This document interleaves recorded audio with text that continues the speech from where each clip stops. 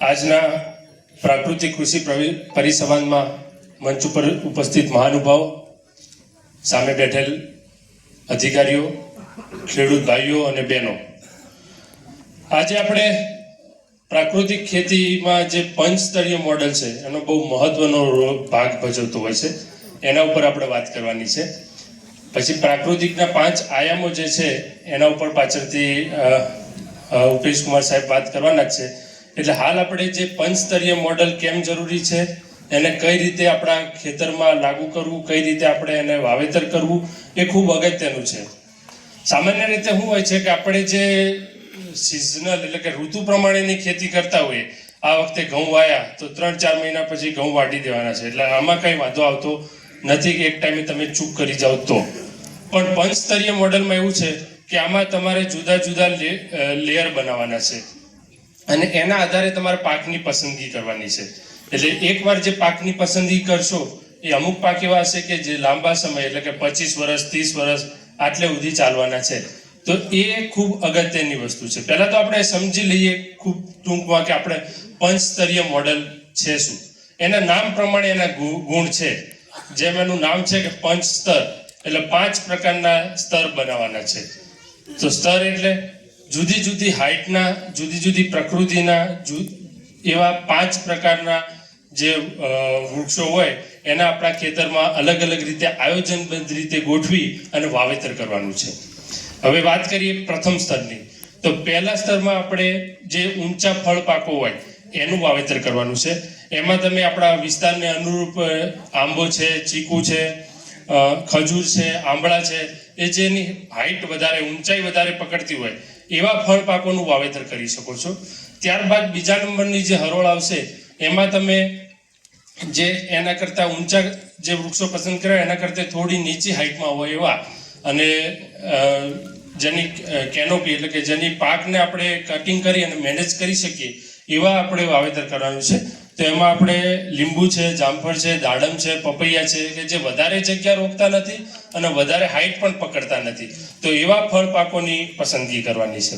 ત્યારબાદ જે ત્રીજું લેયર છે એમાં આપણે શાકભાજી, મરચા, શાકભાજી પાકોમાં મરચા, રીંગણ વગેરે જેની હાઇટ ખૂબ નીચી રહેતી હોય અને એમાં આપણે રેગ્યુલર અંતરે અમુક અંતરે વીણી કરી અને બજારમાં વેચી શકીએ, તો એવા પાકોની ત્રીજા સ્તરમાં પસંદગી કરવાની છે.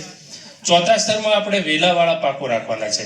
એને તમે જમીન પર પણ પાથરી શકાય છે અને 2 સ્તર વચ્ચે જો મંડપ કરી અને મંડપ ઉપર વેલા ચલાવી અને એ રીતે ઉત્પાદન લેવું હોય તો વેલાવાળા પાકોનું પણ ઉત્પાદન આપણે એ રીતે લઈ શકાય છે. એટલે ચોથું સ્તર એનું આવશે. હવે જે 5મું સ્તર આવશે એ જમીન ઉપર મતલબ નીચી હાઇટ પર પસંદ કરતા હોય અને જે છાંયો પસંદ કરતા હોય એવા પાકો તમારે વાવેતર કરવાના છે. એમાં ખાસ કરીને છે આદુ, હળદર, જેને છાંયડાની ખૂબ જરૂર હોય છે અને છાયામાં ખૂબ સરસ થાય છે, એટલે તમે વૃક્ષની વચ્ચે પણ એને વાવેતર કરી શકો છો. તો આ પંચસ્તરીય મોડેલ થયું કે જુદી જુદી હાઇટના અને જુદી જુદી એના મૂળ પણ શું છે કે ફળ પાકો હશે તો નીચેના જમીનમાં ઊંડે સુધી જઈ અને પોષક તત્વો અને પાણી મેળવશે. શાકભાજીના પાકો હશે તો ઉપરના જે 1 ફૂટનું અંતર ખરું જમીનનું એમાંથી પાણી અને પોષણ મેળવશે. તો આ જ હેતુ છે કે અલગ અલગ સ્તર આપણે જ્યારે કરતા હોઈએ છીએ આપણા ખેતરમાં, તો જે ફળદ્રુપતા એકદમ ઘટી જતી હોય ઘટતી નથી, પાણીની એકદમ અછત પડતી નથી. હવે એના આપણે ફાયદાની વાત કરીએ કે આ પંચસ્તરીય મોડલ પ્રાકૃતિક ખેતીમાં શા માટે જરૂરી છે. તો પહેલો જ ફાયદો છે કે જૈવ વિવિધતા. જેટલી જૈવ વિવિધતા આપણા ખેતરમાં હશે એટલું આપણને ઇનડાયરેક્ટ ફાયદા ઘણા થશે. જેમ કે એક જ ચોક્કસ પ્રકારના પોષક તત્વોની ઉણપ નહીં થાય આપણા ખેતરમાં. આપણે જોતા હોઈએ છીએ ઘણીવાર કે મગફળી ઉપર મગફળી લે કરીએ તો 3-4 વર્ષ પછી જ્યારે આપણે મગફળી વાળીએ તો મગફળી પીળી પડવાની ને પ્રશ્ન આવતો હોય છે આયનની ઉણપના કારણે.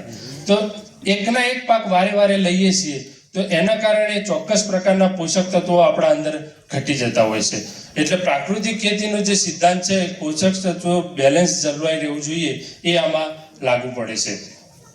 બીજી વાત કરીએ તો જમીન છે એ ઢંકાયેલી રહેશે. અને 5 સ્તર આવતા હોય જુદી જુદી હાઇટના એક જ ખેતરમાં, એટલે જમીનમાં ક્યાંય સીધો ડાયરેક્ટ તડકો વધારે પડતો પહોંચતો નથી. અને જમીન ઢંકાયેલી રહે છે એટલે એના બે ફાયદા થતા હોય છે. એક તો સીધો ફાયદો થાય છે કે ગરમીના કારણે જે સેન્દ્રિય કાર્બન ઉડી જતું હોય છે એ અટકી જાય છે, અને બીજો ફાયદો થતો હોય છે કે સૂર્યપ્રકાશ ઓછો આવવાના કારણે નીંદણનું પ્રમાણ પણ ઘણા અંશે ઘટતું હોય છે. એટલે અને ત્રીજો કે જે ભેજ હોય જમીનનો એ લાંબા સમય સુધી ટકેલો રહેતો હોય છે. એટલે વારે વારે પિયતનું જે બે પિયત વચ્ચેનું અંતર છે એ વધુ રાખો તો પણ વાંધો આવતો નથી. ત્રીજું, જોખમ ઘટે છે. આ એક બહુ અગત્યની વસ્તુ છે. અને એમાં પાટણ, બનાસકાંઠા જે આ જિલ્લા ખરા કે જે આપણે હારીજ પછીની વાત કરીએ, હારીજ પછીનો જે આખો પટ્ટો એગ્રો ક્લાઇમેટિક ઝોન 5 માં આવે છે, અને એગ્રો ક્લાઇમેટિક ઝોન જે ઉત્તર પશ્ચિમ ખેત આબોહવા કે વિભાગ 5 જે છે એની એક મતલબ એવું પ્રોબ્લેમ છે કે ત્યાં આગળ વાતાવરણની ખૂબ અનિયમિતતા રહેલી છે. વરસાદની પણ અનિયમિતતા છે, ગરમી ખૂબ છે, એટલે પાક મતલબ નિષ્ફળ જવાના જોખમ વધી જતા હોય છે આ વાતાવરણીય પરિબળોના કારણે. અને જમીન પણ આપણે જોઈએ તો ક્ષારીય અને ભાસ્મિક વધારે પડતી છે.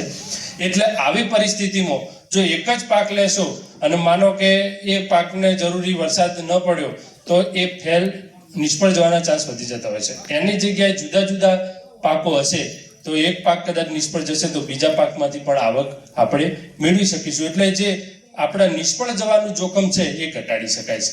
ત્રીજું છે આવકમાં વધારો. અને આવકમાં વધારા સાથે સાથે અહીંયા એક બહુ મહત્વનું પાસું છે કે બજાર ભાવ આપણે જોતા હોઈએ છીએ કે ઘણીવાર બજાર ભાવ આપણે માર્કેટમાં વધારે પડતો માલ આવી જાય તો બજાર ભાવ ડાઉન જતો હોય છે. પણ આમાં એવું થશે કે બધા જ પાકોમાં ફળ અલગ અલગ ટાઈમે આવશે. એટલે આખા વર્ષ દરમિયાન તમને જુદા જુદા પાકમાંથી આવક મળી રહેશે. એટલે એવું નહીં થાય કે 3 મહિનાની સિઝન લઈએ પછી કાપણી કરી માર્કેટમાં વેચીએ ત્યારે જ આવક મળે, એવું નહીં થાય. તમને આખા વર્ષ દરમિયાન આની આવક મળતી રહેશે.